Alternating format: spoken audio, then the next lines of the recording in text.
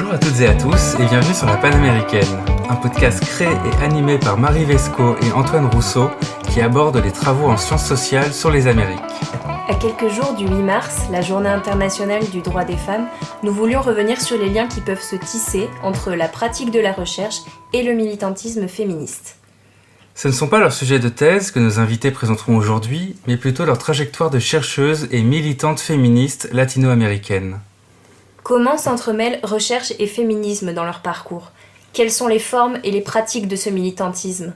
Comment théorie et pratique peuvent mutuellement s'influencer ? Pour répondre à ces questions, nous avons le plaisir d'accueillir Ana Doldán Montiel et Tania Romero Barrios. Ana Doldán Montiel est doctorante en sociologie à l'université Sorbonne Nouvelle, rattachée au laboratoire CREDA. Sa thèse, sous la direction de Denis Merklen, porte sur les cercles de lecture au Paraguay. Tania Romero Barrios est doctorante en études hispaniques à l'université Paris 8, rattachée au laboratoire L'Air et Serre-l'Homme. Sa thèse, sous la codirection d'Annick Allègre et de César Hiltier, porte sur le genre, les violences et les mémoires dans les récits du post-conflit armé au Pérou.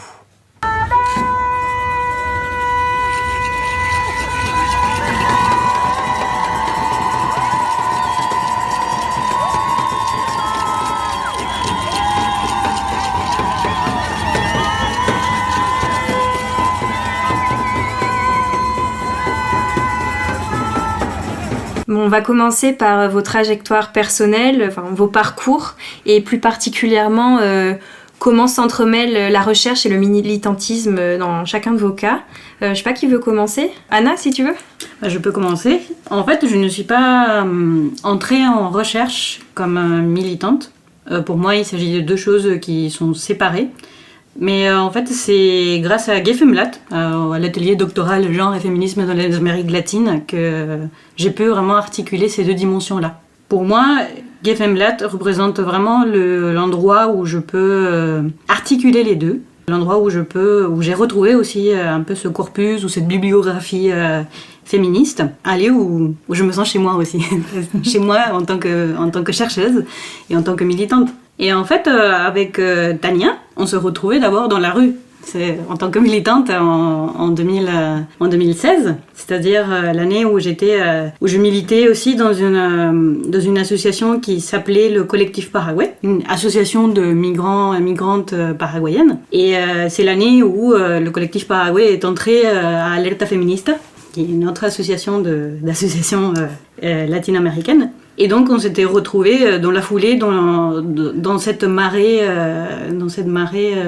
du mouvement social de Ni Una Menos et aussi des Pañuelos Verdes, donc toutes ces mobilisations pour le droit à l'avortement. Et peut-être avant de passer à Tania, tu parlais du collectif Paraguay. Est-ce que tu pourrais nous dire quand est-ce que tu es arrivée en France, revenir peut-être avant, encore un peu plus avant que GFMLAT, et nous dire... Oui, c'est vrai. Un petit détail. Oui, je suis arrivée en France en 2010. Donc après mes études, j'étais au lycée français à Asunción, au Paraguay. Je suis paraguayenne. Et donc j'ai fait des études pour aller vite. J'ai été en prépa d'abord, et puis j'ai fait des études en lettres modernes. Ensuite j'ai fait des études en métier du livre, option bibliothèque. Et après je me suis retrouvée à l'Institut de hautes études de l'Amérique latine pour faire de la sociologie des bibliothèques et la sociologie des cercles lecteurs, de la sociologie aussi, un peu de sociolinguistique liée au Guarani, la langue qu'on parle au Paraguay, mais dans la région du Cône Sud aussi. On va développer par la suite aussi notre relation avec nos sujets de thèse, en relation avec le militantisme. Mais voilà, je travaille avec des cercles de lecteurs et de jeunes lectrices au Paraguay. D'accord, merci beaucoup. Et Tania, si tu veux prendre la suite. Oui, merci. Alors, peut-être que je reviens un petit peu aussi depuis les origines, qui dans ce sens-là, ça se rapproche un petit peu au parcours d'Anna, dans le sens où, moi je suis péruvienne, j'ai fait mes études au lycée français au Pérou, et je suis arrivée en France en 2007, du coup... voilà, j'ai fait un parcours littéraire, classe prépa et master en études hispanophones, un parcours très typiquement littéraire jusqu'en 2000. 2011 justement, et je pense que c'est là aussi, c'est le moment où on commence à faire du travail de recherche en fait, c'est plus juste aller en cours, apprendre et faire des dissertes, mais du coup on est face à la question de développer quelque chose qui soit aussi un peu en lien avec nos intérêts, nos sensibilités, et je pense que à partir de là, disons que moi je dirais que mes recherches se sont construites un peu autour de deux grandes questions. En fait, je pourrais dire aussi de deux sortes de deuil, en fait. Un deuil plutôt de l'ordre du national, c'est-à-dire que alors en tant que péruvienne qui est née en 89, disons que toute ma vie a été insérée dans le cadre du conflit armé péruvien, en fait, au moins une partie. Mon adolescence a coïncidé avec la commission de la vérité et réconciliation, et mon arrivée en France et le moment où je devais aussi choisir mon sujet de recherche coïncidait aussi avec un début de réflexion justement par rapport à ce deuil national, à ce qui s'était passé avec ces près de 70 000 personnes en fait, ou 20 000 disparus, etc. Donc voilà, il y avait cette question-là en fait, cette espèce de dette que je ressentais vis-à-vis de mes origines, de mon histoire et de quelque chose sur laquelle je voulais quand même essayer d'apporter d'ici, en fait, de la France, en essayant d'axer un petit peu en regard sur la question des voix des femmes. Je reviendrai peut-être un petit peu sur ça par la suite.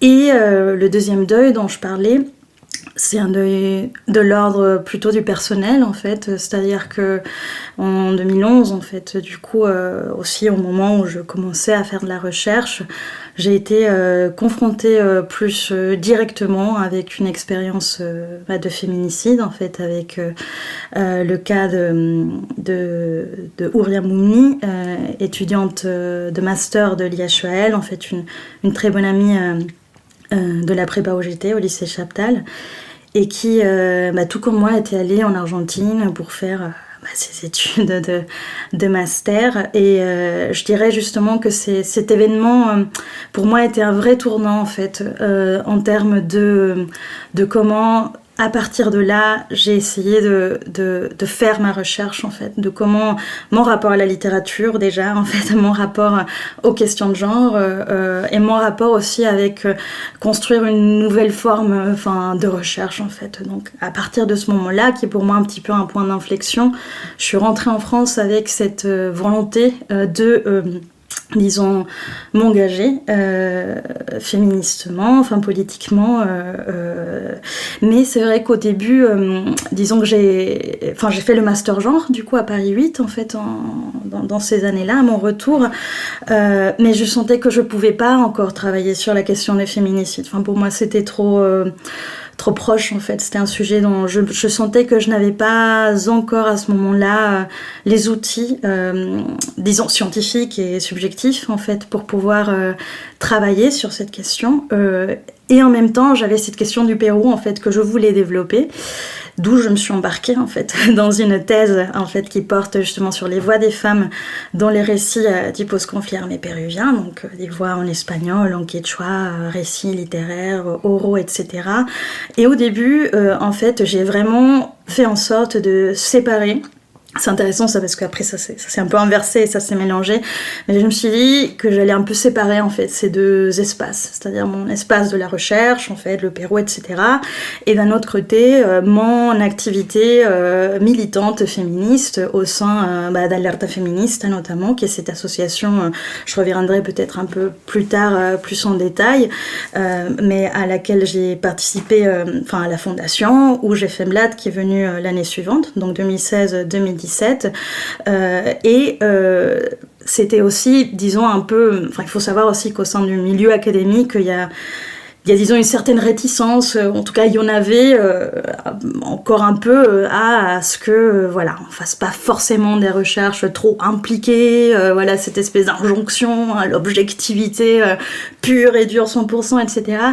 Et ce que je trouve intéressant, c'est que au fur et à mesure de ma pratique féministe, au fur et à mesure aussi de mon implication féministe, ce rapport s'est inversé. C'est-à-dire que maintenant, moi, je produis de la recherche sur les violences faites aux femmes, sur les questions de féminicide, de mobilisation féministe. Et je pense que j'ai pu acquérir justement les outils pour défendre ce type de recherche impliquée, en fait, d'une certaine façon. Et ça m'a permis aussi de, changer un petit peu aussi ma façon de faire ma propre recherche par rapport au Pérou, en fait. Donc je pense que c'est quand même une pratique qui m'a beaucoup changé, moi, en tant que chercheuse et féministe. Je pense que c'est important aussi, même si au début j'avais tenté de faire cette compartimentation, on est une seule personne en fait, avec toutes ces capes ou ces éléments, c'est tout ça qui nous constitue en fait et qui finalement finit par nourrir énormément. La pratique féministe a nourri énormément ma pratique de recherche et vice versa en fait. Donc ça serait un petit peu pour ce côté-là. Juste pour rebondir sur ce que vient de dire Tania, je pense qu'il y a une idée ou une expression importante, c'est l'engagement en fait. Tout à l'heure, en lisant un texte que Tania a écrit et qui parlait de l'engagement dans la recherche, je pense que c'est quelque chose justement qui se partage. On s'engage dans une recherche, mais on s'engage aussi politiquement, aussi en tant que militante. Et je pense que c'est un peu le pont qui met ces deux mondes-là en dialogue. En fait, on s'engage et aussi on peut se demander qu'est-ce que c'est être impliqué aussi dans une recherche, jusqu'où va l'engagement, qu'est-ce que c'est un engagement dans ces deux mondes-là. Dans les deux, on a, je vais le dire mieux en espagnol, c'est un compromiso.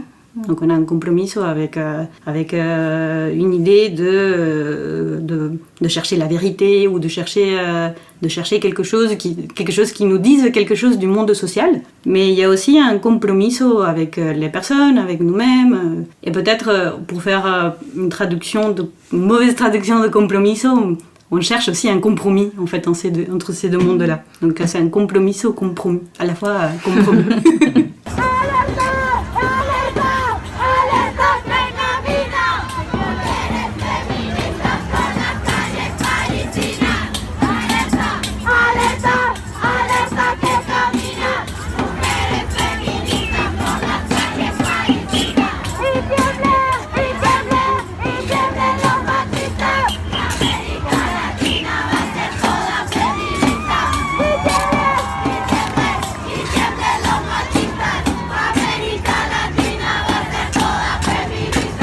Alors maintenant, on aimerait revenir avec vous sur concrètement quelles vont être les formes et les pratiques qui vont être mises en œuvre dans ce militantisme qui est à la fois féministe et latino. Et donc ça lie avec cette question aussi de qu'est-ce qu'être une jeune latina en France aujourd'hui.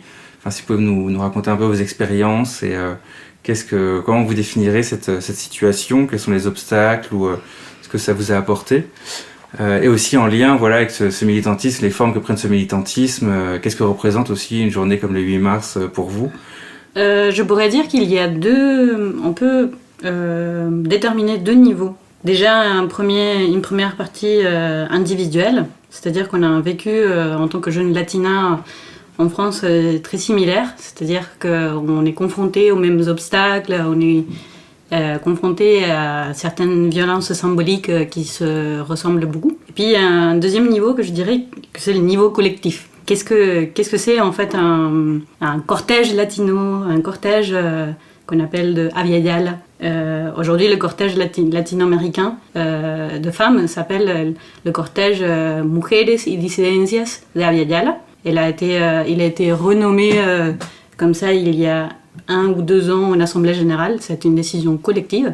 Ce qui définit ce cortège-là, c'est un certain esprit. C'est l'esprit de la rage joyeuse. C'est pas n'importe quelle rage. On revendique la joie comme une expression politique, comme une présence politique, en pensant justement, on part tout le temps des deuils, c'est-à-dire qu'on est là, il y a une rage triste aussi, une tristesse politique qui est tout le temps présente, c'est-à-dire qu'elle ne s'efface pas, mais elle est contrebalancée ces journées-là par cette rage joyeuse qu'on essaye de défendre, qu'on essaye de acuerpar, justement. On pense toujours à la présence du corps, au fait de rendre cette pratique matérielle corporelle, de penser aussi la théorie en relation à cette pratique, donc de mettre en lien toujours les deux. Donc je pourrais commencer par ça. Si je peux définir déjà aussi un deuxième aspect, c'est qu'on essaie collectivement justement de pratiquer, on parle beaucoup de éthique du care, mais on essaie de faire aussi, de penser et surtout de pratiquer le care. Donc de penser par exemple à des cercles de care, de cuidado, et on le pense en termes on les nomme autocuidado, c'est-à-dire qu'on va prendre soin de nous-mêmes, ce à quoi on est tout le temps, on a toujours une injonction à prendre soin de nous-mêmes à un niveau individuel, disons, dans nos sociétés capitalistes, mais là on essaie justement de décloisonner cette individualité et de prendre soin de nous-mêmes, mais plutôt à niveau collectif. Donc autocuidado colectivo, donc de faire collectif en prenant soin les unes des autres. Peut-être, avant de passer la parole, tu parlais des obstacles que vous rencontrez toutes et tous les latinos et latinas en France. Est-ce que tu pourrais préciser un peu pour les auditrices et auditeurs qui n'auraient pas idée de ce que sont ces obstacles? Alors, pour donner des exemples un peu plus concrets sur ces obstacles qu'on peut rencontrer administrativement, qui sont assez spécifiques, déjà, si on ne renouvelle pas nos titres, on est menacé d'une OQTF, donc d'une obligation de quitter le territoire français. Donc si on est sans papier, on est exposé à être expulsé des territoires, en fait. Après, moi, je ne connais que ou je connais très bien, dans tous les cas, les limitations en tant qu'étudiante. C'est-à-dire qu'on est limité à 60% des heures légales qu'on peut travailler en tant qu'étudiante. C'est-à-dire qu'on peut travailler 960 heures par an, et on ne peut pas dépasser ce seuil-là. Et dans une ville comme Paris, c'est assez compliqué pour arrondir les fins de mois, donc on se retrouve dans une précarité économique. On a droit à moins de financement aussi, donc il y a certains financements auxquels on ne peut pas avoir accès. On ne peut pas passer certains concours, des concours de l'enseignement notamment, des postes, ou alors c'est plus difficile d'avoir des postes par la suite, des postes de titulaires. Et puis on est exposé à cette insécurité politique du fait de la montée de l'extrême droite. Donc on a vu passer la loi Bienvenue en France, l'augmentation des frais de scolarité multipliée par 16 pour les étudiants extra-européens. La nouvelle loi immigration qui a été censurée en partie, mais qui elle est toujours un petit peu encore en toile de fond. Merci Anna. Et toi Tania, est-ce que tu peux aussi nous raconter un peu ton expérience du militantisme, nous expliquer un peu comment il s'est structuré aussi donc en France, ce réseau un peu de féministes latino-américaines, et nous expliquer aussi un peu les termes clés donc dans ce mouvement, comme Anna a parlé de dissidence et aussi d'Abya Yala. Est-ce que tu peux aussi revenir un peu sur ces notions pour nous? Oui, bien sûr.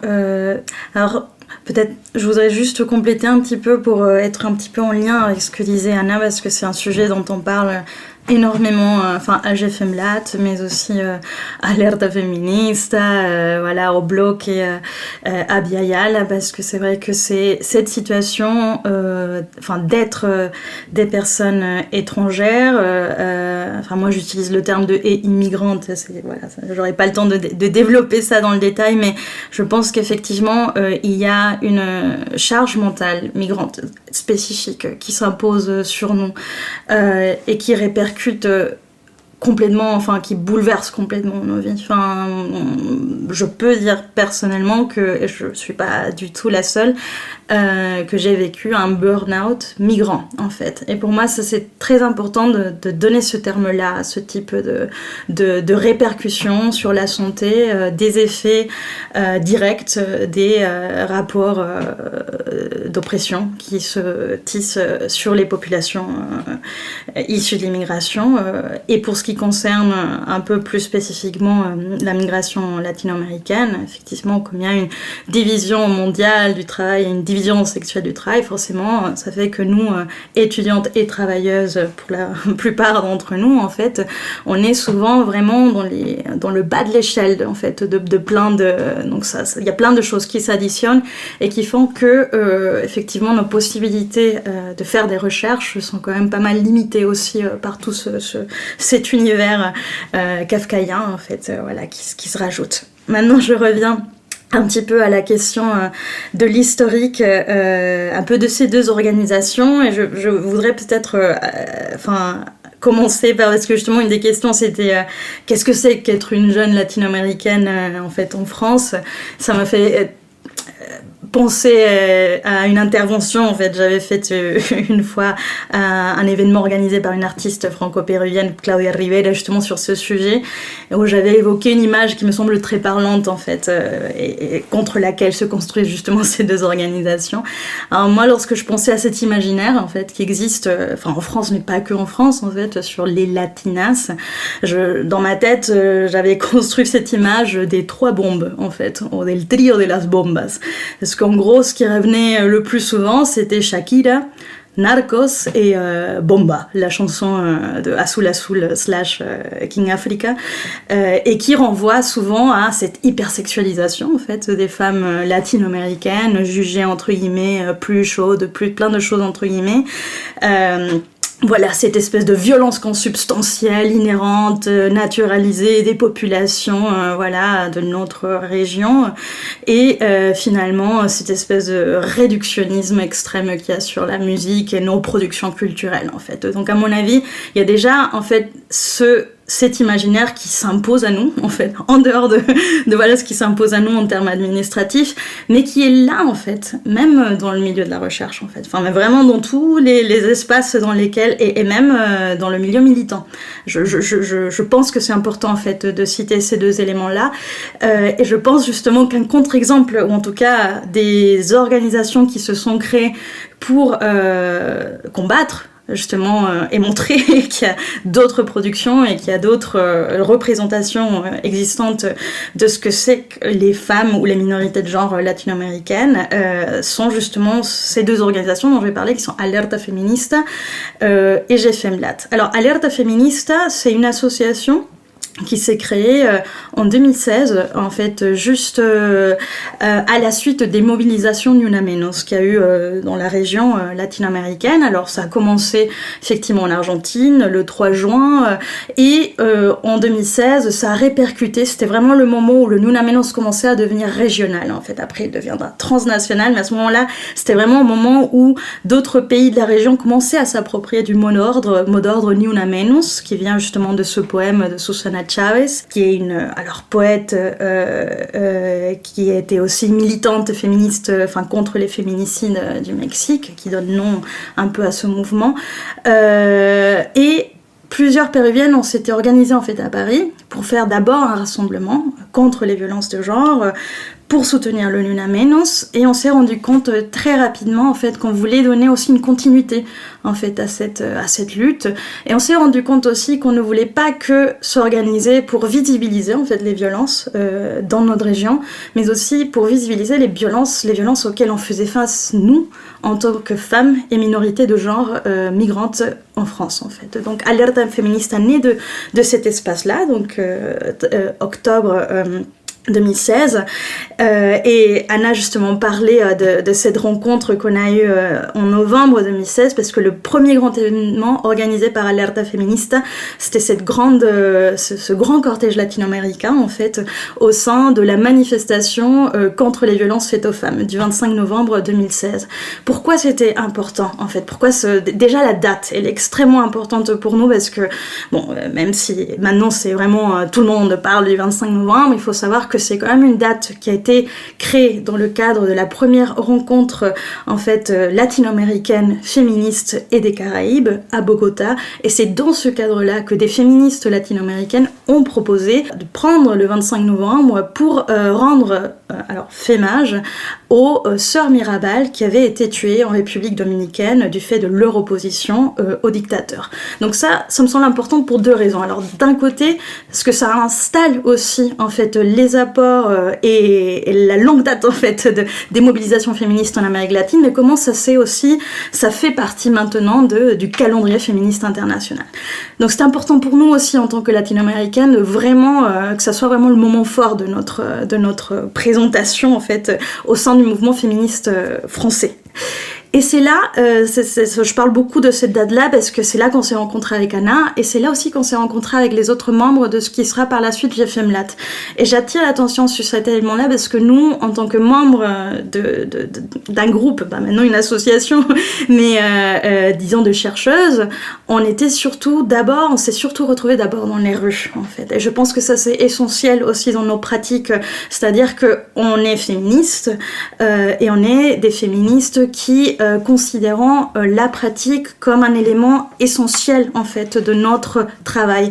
C'est-à-dire c'est pas juste une théorie qui s'impose d'en haut, mais c'est comment cette pratique féministe va nourrir en fait le travail qu'on va faire par la suite au sein de ces espaces qu'on a cherché à construire, du coup au sein de l'académie en fait de l'université. Ça c'est GFMLAT, mais du coup voilà, ce sont deux sœurs, pour moi c'est deux sœurs en fait qui se rencontrent et qui collaborent ensemble jusqu'à présent.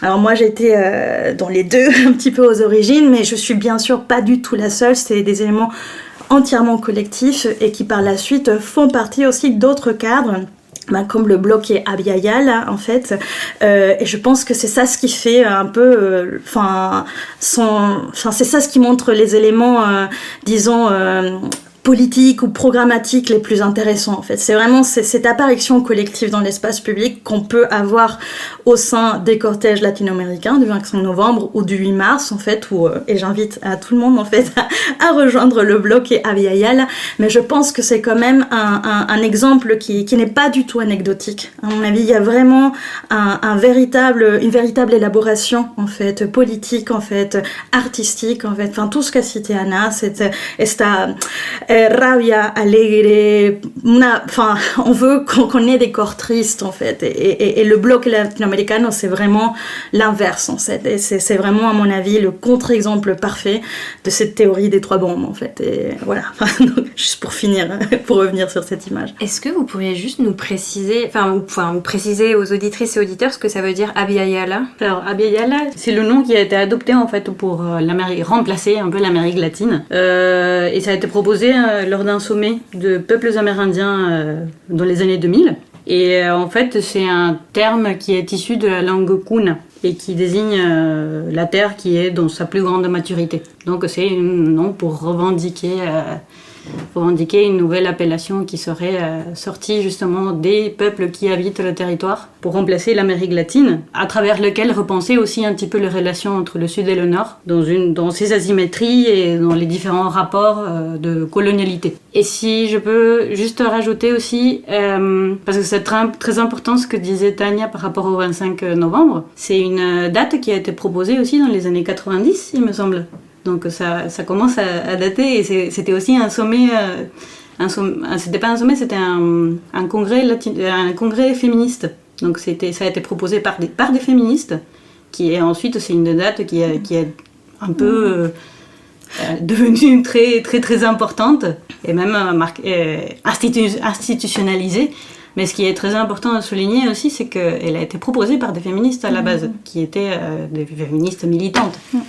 Je pense que c'est ça l'idée, c'est-à-dire qu'à présent, 25 novembre, ONU, c'est un petit peu ce qu'on pense immédiatement, et c'est souvent comme ça en fait, les commémorations, enfin même le 8 mars, qui se souvient de l'histoire du 8 mars en fait à la base, bref, comme plein d'autres histoires ou de mouvements un peu piques de processus révolutionnaires, mais dans tous les cas, c'est quelque chose, au sein des mouvements féministes aussi, il y a vraiment tout un travail de reconstruction de généalogie. Alors Anna a mentionné justement cette question aussi de Abya, de se nommer enfin, de ne plus forcément se nommer avec les termes des colonisateurs, en fait, mais il y a aussi tout un travail de reconstruction historique, en fait. Et dans ce cas-là, effectivement, c'est ça, c'est-à-dire que ces processus ont été impulsés avant l'ONU ou d'autres espaces, vraiment et c'est le cas aussi du Nunamenos en fait, et le MeToo par exemple. Enfin, il y a des processus qui, parce que ça se passe plutôt dans les Nords ou médiatisés plutôt par certaines institutions, vont être un peu plus dans les unes en fait des journaux ou des médias. Et ça efface un petit peu d'autres mouvements, mobilisations qui ont eu lieu souvent bien avant en fait, dans d'autres espaces territoriaux.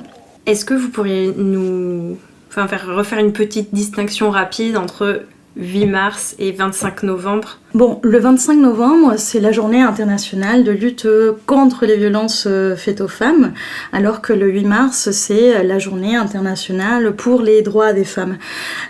Disons que chacune a des historiques un peu différents, mais là où ça se rejoint, c'est justement que à la tête de ces mobilisations se trouvaient des femmes, en fait, en Amérique latine, en Russie, en fait, pour revenir au 8 mars, et qui ont joué un rôle extrêmement important en termes politiques, historiques, en fait. Maintenant, c'est devenu, bien sûr, il y a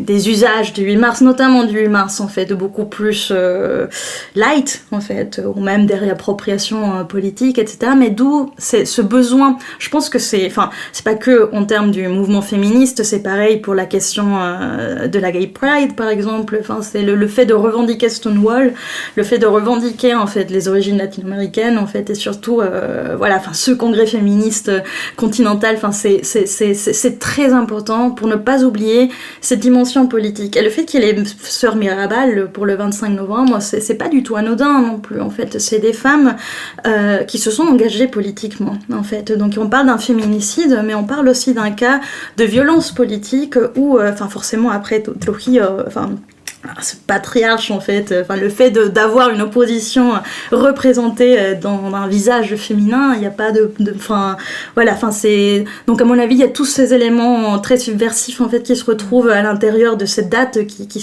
c'est important de ne pas aplatir en fait sans contenu historique et sans contenu politique en fait, voilà. Et cette histoire des 3 bombes que Tania a évoquée m'a fait penser aussi à un petit panneau qui était dans la sous-préfecture d'Antony, parce qu'en fait pour renouveler nos titres de séjour il faut qu'on le renouvelle tous les ans à la préfecture ou les sous-préfectures, et la sous-préfecture d'Antony en fait avait un petit panneau tout petit où il y avait écrit, au lieu d'avoir écrit les bureaux des étrangers, c'était écrit le bureau des étranges. Et en fait, je voulais rebondir sur cette impression d'étrangeté qu'on a en tant qu'étranger. Parce que c'est ça, en fait, c'est qu'on se sent très étrange. Surtout quand on voit cette montée politique, cette montée de l'extrême droite, on se sent étrange, ça fait tout drôle, quoi.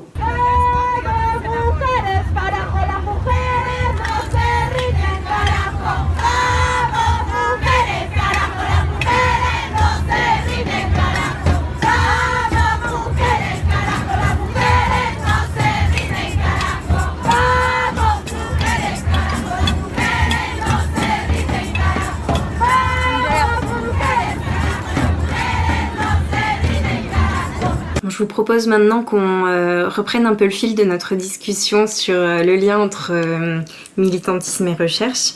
Et je me demandais si toutes ces expériences militantes que vous nous avez racontées avaient eu un impact sur votre manière de faire de la recherche. Est-ce que ça a changé vos pratiques, vos perceptions oui, voilà. Qui veut commencer, peut-être Tania ? Oui, alors donc j'avais dit que je faisais une thèse sur les voix des femmes dans les récits du post-conflit armé péruvien, et je pense que peut-être c'est plus précisément dans la partie de ma thèse qui porte sur les voix des femmes quechua-phones, andines en fait, que j'ai pu voir comment à la fois ma pratique féministe ou ma formation en études de genre a quand même eu des répercussions très importantes. Bon, j'ai fait le master en études de genre à Paris 8 qui m'a apporté énormément en fait, mais c'est vrai que confrontée au terrain, il y a quand même, et ça je pense que c'est très important en tant que chercheuse, il y a énormément de choses qui peuvent nous servir pour comprendre les féminismes, les mouvements féministes, etc. Mais on ne peut pas appliquer une grille de lecture toute faite en fait, qui a été produite dans des contextes ou des aires géographiques, enfin bref. Et je me suis rendu compte de ça en fait, notamment lorsque je suis allée sur le terrain, déjà un terrain où il y avait une autre langue en question, cette langue qui est le quechua en fait, qui est une langue parlée dans les Andes, et en l'occurrence disant que c'était une langue pratiquée par une de mes grand-mères notamment, l'autre un petit peu moins, et comme je viens du Pérou, c'est un pays, je viens de Lima plus spécifiquement, une ville de migrants, de migrantes, qui discriminait énormément les gens qui parlaient cette langue. Donc il y a eu une rupture dans la transmission, c'est-à-dire cette langue-là ne m'a pas été tout à fait transmise, mais j'ai eu la chance paradoxale de pouvoir l'apprendre ici en France à l'INALCO, ce qui a aussi été très formateur en fait. Pour moi l'INALCO et le quechua ici, je dis toujours que c'était pour moi un tremblement de terre épistémologique et sur plein de plans. Et ça se construit aussi avec...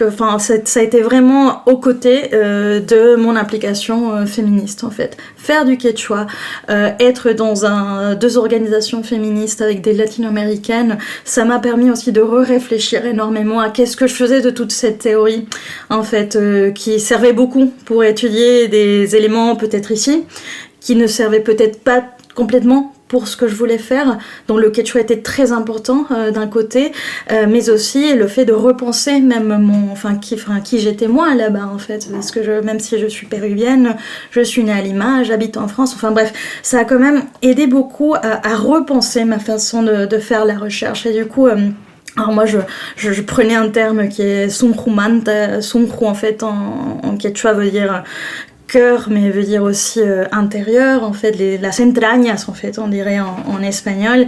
Et pour moi, ça, c'est vraiment un peu un concept qui pourrait définir actuellement la recherche que je veux construire, en fait, qui est impliquée, mais qui prend soin aussi, en fait, de ce que je disais Anna, justement, aussi, des personnes avec qui je travaille. Pour moi, c'est très compliqué, en fait, même de dire objet, en fait, ça me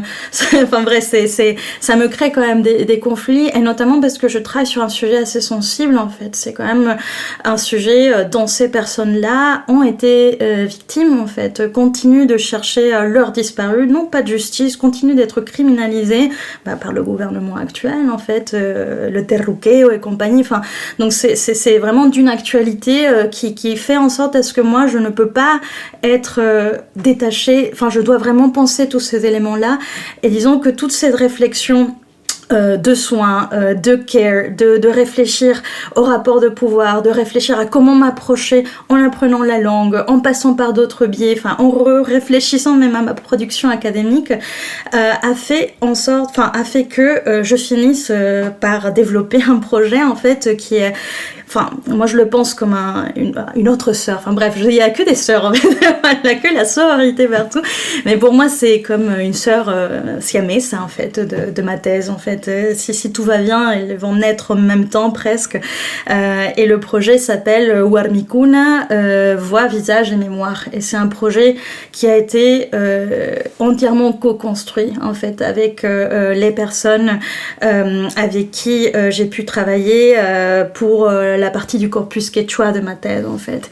Et là il s'agissait de partir de l'oralité et de construire en fait un dispositif virtuel, un projet muséographique, en fait de passer par d'autres écritures de la recherche, justement en interrogeant même le terme d'écriture, parce que une bonne partie des femmes en question ne maîtrisent pas l'écriture, enfin, ne parle pas français déjà, ne maîtrise pas forcément l'écriture ni en espagnol, donc ça invite vraiment à se réfléchir aussi en tant que chercheuse en fait. Et pour moi ça a été vraiment un projet, et du coup c'est un projet qui est devenu collectif, Anna en fait partie aussi, voilà, ça rassemble pas mal de monde, et je pense que ça c'est vraiment un effet en fait de ce processus, c'est-à-dire pour moi c'était plus pensable. Moi, j'arrive plus à me penser comme une chercheuse, disons, qui va juste produire un document. Enfin, je peux pas faire ça, en fait. Et pour moi, c'était important, même si ça rallonge la thèse, c'est vrai, mais de les faire en même temps. Enfin, vraiment, de ne pas faire en sorte à ce que, bon, je finis d'abord ma thèse, je la publie, je l'imprime. Enfin, je peux pas arriver à la communauté avec un pavé écrit en français de je sais pas combien de pages. Ça sert, entre guillemets, à rien, en fait. Et alors que je pense qu'il y a plein de choses qu'on peut co-construire ensemble, et en tout cas sans être naïve non plus par rapport aux inégalités structurelles, à plein d'éléments en fait qu'on peut pas déconstruire complètement. En fait, je pense que il y a beaucoup d'efforts qui se font actuellement au sein de la jeune recherche, en fait, justement pour repenser ces éléments-là. Alors c'est vrai qu'en sciences sociales, alors moi je me suis toujours considérée un petit peu comme une infiltrée dans les sciences sociales, parce que j'ai d'abord un parcours littéraire, puis mon master en études de genre que j'ai fait en travaillant à temps plein. Donc du coup j'ai toujours du mal à me connecter comme une véritable scientifica sociale. Mais je pense que voilà, il y a toute cette question de la réflexivité, voilà, qu'on voit, enfin que vous voyez en sciences sociales. Mais je pense qu'il y a plein de choses qu'on a pu, en tout cas que moi j'ai pu apprendre, notamment dans la pratique. Enfin, ce que je n'ai pas pu apprendre en amphi, c'était vraiment au sein des ateliers qu'on a fait, à la fois avec Infacep, en fait, à Ayacucho, mais des ateliers qu'on a pu faire aussi en France. Et du coup, peut-être j'en mentionne en fait deux spécifiques, que ce soit des ateliers de broderie féministe, en fait, des arpilleras, en fait, qu'on a pu construire et qui créent vraiment un cadre d'ouverture, de parole, de discussion, de déconstruction de cette espèce d'injonction à la domesticité. C'était vraiment de subvertir, en fait, cet imaginaire de la broderie et les femmes, ou ces moments de construction de paroles, de chants, de slogans, en fait, vraiment qui ont été au cœur d'une construction qui est complètement collective, en fait, et qui a été vraiment créée dans la pratique, en fait. Et je pense que ces moments-là, cette collectivité-là, en fait, a énormément nourri ma recherche, au point où maintenant, voilà, il y a tout ce projet qui est en cours. Et voilà, j'espère que, comme je le disais, ça pourra naître un petit peu en même temps pour qu'il s'accompagne.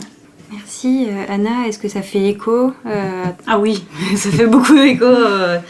Je voudrais dire 3 éléments. Mais avant de les aborder vraiment, je voulais justement dire que ça fait écho. Enfin, la trajectoire de Tania fait beaucoup écho en moi, parce que c'est une trajectoire très similaire, en fait. Surtout ce que tu évoquais, Tania, sur le quechua, c'est pareil. Dans ma famille, il n'y a pas eu de transmission linguistique du guarani. Donc on fait souvent la blague que je suis venue apprendre le guarani parisien ici à l'INALCO aussi. Donc effectivement, c'est très similaire.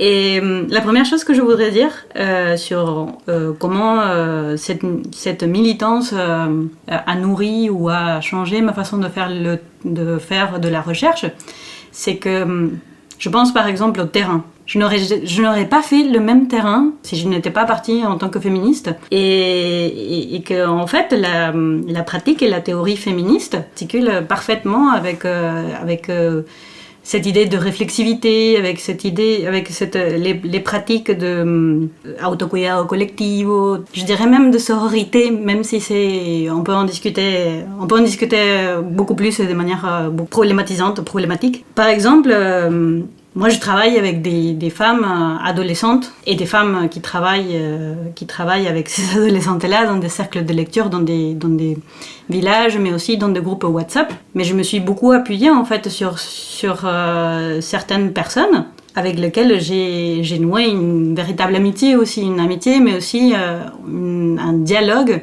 entre théorie et pratique. C'est-à-dire que, pour donner un exemple plus concret, c'est que moi, je leur parlais de théorie féministe, et elles disaient « Ah, moi, je fais telle chose, telle autre ». Donc, en fait, on se complétait un peu. Enfin, c'était un peu...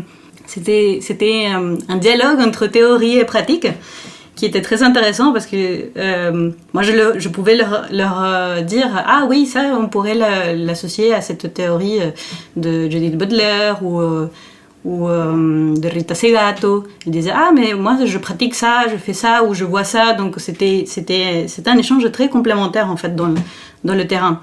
Et surtout que, en marge de ça, moi j'étais dans un terrain dans lequel on se retrouvait après le Covid, après la pandémie. Enfin, ce n'était pas après la pandémie, c'était le processus où on avait l'impression que la pandémie ne finissait pas de finir. Et en fait, on faisait des cercles de lecture et de discussion avec ces adolescentes-là.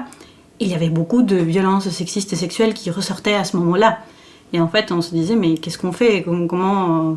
Donc, on se retrouve dans des situations très concrètes dans lesquelles, si je n'avais pas eu ce bagage, pas que théorique, pratique aussi, de toutes les discussions qu'on a eues avec la militance en France, avec les camarades latino-américaines, ça aurait été un tout autre terrain, en fait. Et la deuxième chose que je voulais dire, c'est justement la deuxième manière dans laquelle ça a changé aussi ma pratique de la recherche, c'est dans mon lien, en fait, avec les collègues. On parle justement de ces groupes de autocuidado colectivo. Ceci s'est concrétisé notamment dans des ateliers qu'on appelle des ateliers d'effets de genre, qui sont des ateliers qui se pratiquent depuis quelques années à l'IHEL, à l'Institut aux études de l'Amérique latine.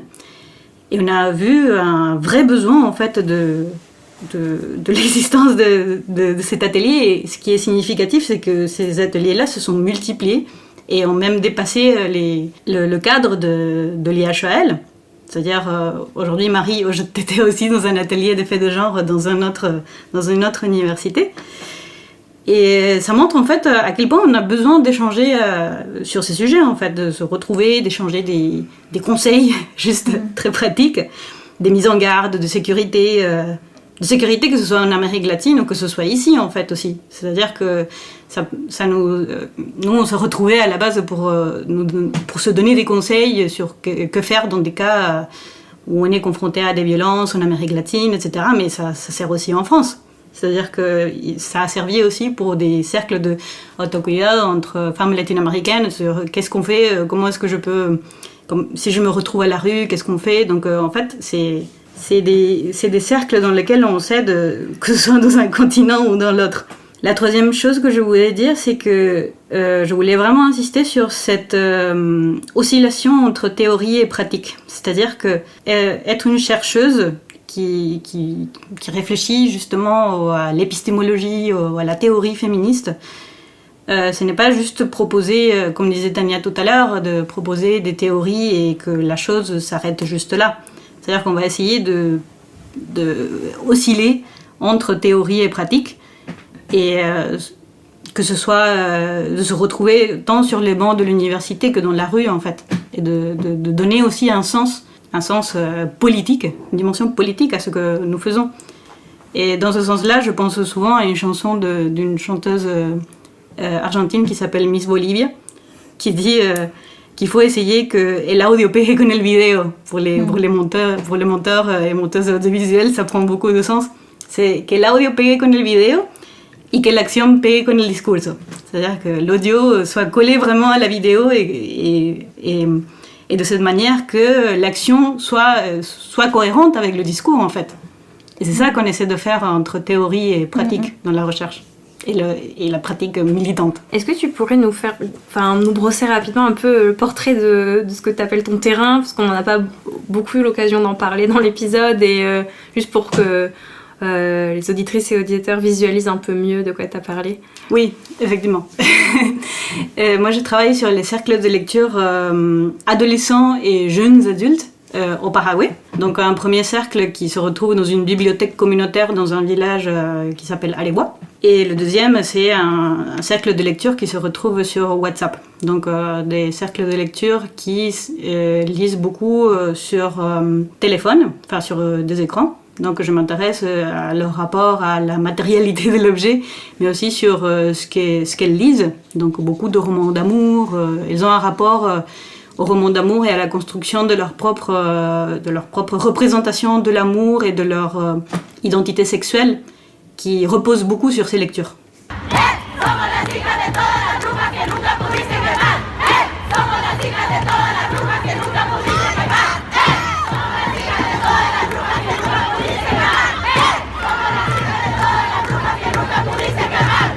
Alors avant de nous quitter, est-ce que vous pourriez donc proposer à nos auditeurs et auditrices donc les traditionnelles recommandations culturelles, mais aussi théoriques pour les personnes qui voudraient prolonger là tout ce dont nous avons parlé, par des lectures ou des visionnages? Tania, par exemple. Oui, bien sûr. Alors peut-être déjà, je commencerai peut-être pour un public qui ne lit pas ou maîtrise pas forcément l'espagnol. Donc il faut savoir que heureusement, depuis quelques années, il commence à y avoir des traductions en fait qui sont faites de théoriciennes féministes latino-américaines, dont 2 tout particulièrement, en fait 3. Donc Verónica Gago, en fait argentine, qui a énormément travaillé sur la question du Ni Una Menos, de la grève féministe, des questions liées au néolibéralisme, que donc du coup elle a été publiée en fait en français. Il y a 2 ouvrages à elle qui ont été publiés. Rita Segato aussi a été publiée assez récemment en fait en français. Et Rita Segato, du coup peut-être que ça vous dit un peu plus quelque chose. Donc il y a beaucoup travaillé sur les féminicides. D'ailleurs la Tesis disait que Rita Segato était un peu la grand-mère en fait de Un violador en tu camino. Et je pensais aussi à Yasnaya Aguilar, en fait, du Mexique, qui vient de publier récemment l'année dernière, je crois, en fait, avec un prologue de Jules Falquet. Bon, Jules Falquet, bien sûr, en fait, pour des chercheuses, en tout cas latino-américanistes en France. Mara Montanaro, qui vient de publier aussi, en fait, il y a Lisel Kios, enfin bref, il y a plusieurs ouvrages qui portent, en fait, sur ces thématiques en français qui sont maintenant accessibles, donc je pense que c'est quand même une porte qui s'ouvre pour les personnes qui souhaiteraient avoir un accès, disons, introductif en fait, introductif, à ces questions. Mais bien sûr, si vous lisez l'espagnol, il faut aller chercher, bien sûr, Silvia Rivera Cosicanqui, Maria Galin. En plus, j'ai pas eu l'occasion d'en parler un jour, on en parlera, mais il y a ce terme aussi de las exiliadas del neoliberalismo qui pour moi me résonne beaucoup aussi en tant que immigrante latina en France. Bref, il y en a plein. En termes de musique, je citais Azul Azul King Africa, mais bien sûr il y a du reggaeton féminista, il y a du néo-perreo, enfin il y a plein de choses super intéressantes que vous pouvez aller chercher. Alors il y a plein de noms, mais peut-être les plus connus, en tout cas plus accessibles, entre Anita Tijoux, Rebecca Elaine, Chocolate Remix, enfin bref, il y en a plein, donc beaucoup de choses sur lesquelles vous pourrez trouver des éléments. Et je citerai quand même une artiste chilienne qui habite en France, qui s'appelle, son alias en fait, son pseudo c'est Señora Serpiente, Paula Juanet, et qui fait un travail magnifique en fait sur des arpilleras et des performances aussi en fait, donc je vous invite à suivre son travail que vous pourrez trouver sur Instagram comme Señora Serpiente, et qui a beaucoup, on a construit collectivement aussi au sein des bloques féministes, avec Alerta Féministe, enfin bref, donc c'est quand même un petit univers qui se côtoie, et c'est bien de pouvoir aussi partager en fait ces éléments qui sont enrichissants et théoriques et artistiques et en termes de pratique. Donc voilà, je ferme ma parenthèse. Vous trouverez bien sûr tous les titres cités en description de notre épisode. Pas de panique. Et toi, Anna ? Moi, je voulais recommander d'abord... c'est un livre qui est en espagnol, mais qui est très très bien. Donc, pour les auditeurs et auditrices hispanophones, je vous le recommande chaudement.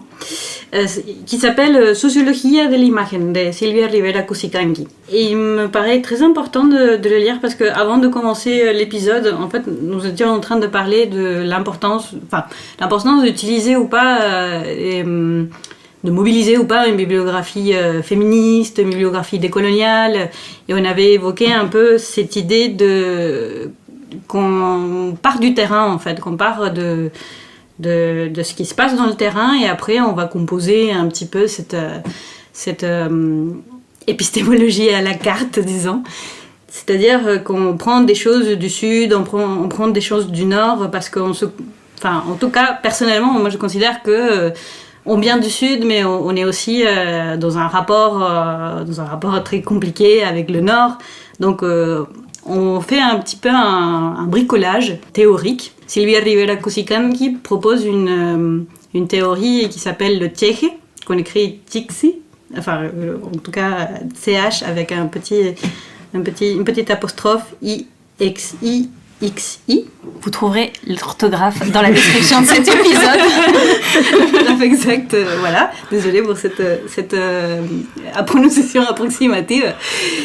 Et en tout cas, cette théorie, c'est une théorie des choses contradictoires qui se retrouvent ensemble, qui fait référence aux couleurs en fait. On met ensemble des couleurs qui sont bigarrées, bon, on peut dire contradictoires, mais elle fait beaucoup référence justement à ce rapport à la colonialité, à ce rapport conflictuel et contradictoire qu'on peut avoir en tant que sujet colonisé. Et voilà, et en fait, j'essaie de réfléchir beaucoup à partir de cette théorie-là pour penser aussi une théorie à partir d'un mot guarani qui est le mot diopara, qui est un mélange, qui désigne aussi un mélange en fait, un mélange de couleurs bigarrées. Et pour dire qu'en fait, on oscille tout le temps entre le nord et le sud, même théoriquement. Et c'est très compliqué aussi de parler de féminisme, de dissidence au singulier. Il y en a énormément en fait, et qui sont aussi dans des rapports de dialogue ou parfois des rapports de conflit, pour insister en fait sur cette pluralité, sur cette contradiction qui peut se retrouver dans une certaine unité. J'ai une deuxième, qui est pour quelqu'un qui s'intéresse et qui veut lire en français, c'est un livre qui est paru en 2022, il s'appelle La Révolution des filles, de Luciana Pecker. C'est une autrice argentine extraordinaire que si vous avez la possibilité de lire en espagnol, surtout un autre livre qui s'appelle Putita Golosa. Alors je ne vais pas me hasarder à le traduire. Et elle parle beaucoup du féminisme del goce, je sais pas comment, de la jouissance, on va dire. Donc ce livre justement, c'est un essai sur ce féminisme de la jouissance.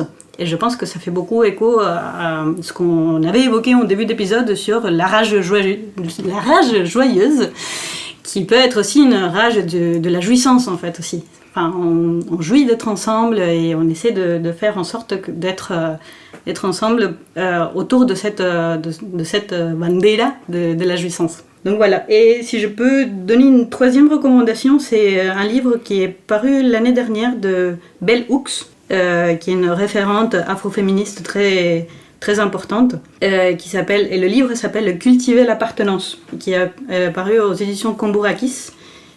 Et voilà, en fait, ça fait beaucoup référence justement à... Enfin, il se pose beaucoup de questions sur qu'est-ce que c'est appartenir à une communauté, qu'est-ce que c'est un chez-soi en fait.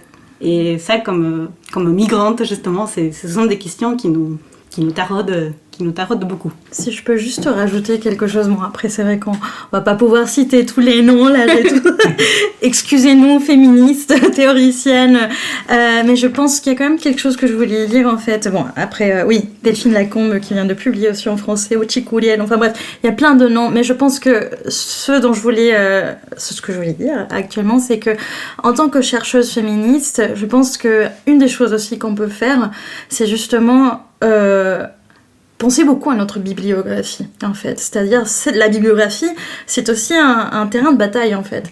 C'est-à-dire, je reprends Maria Galindo, no se descoloniza si no se despatriarcaliza. Enfin, à mon avis, c'est quelque chose qui doit se passer aussi au niveau de notre bibliographie de recherche. Donc, on vous invite vraiment avec ces productions, et lorsqu'on dit bibliographie ou savoir, en fait, effectivement, dans les Amériques latines, les savoirs ne sont pas forcément que dans des livres publiés par des maisons d'édition, mais il y a bien sûr d'autres sources de savoir qu'il est important en tant que chercheuse féministe latino-américaniste, enfin bref, en tout cas avec une perspective qui prend en compte aussi rapports de genre, de race, de classe, etc., de réfléchir à ça en fait, comment on peut refléter dans notre travail même, dans le cœur en fait théorique qu'on va mobiliser, cette intervention à une hégémonie du savoir en fait. Donc.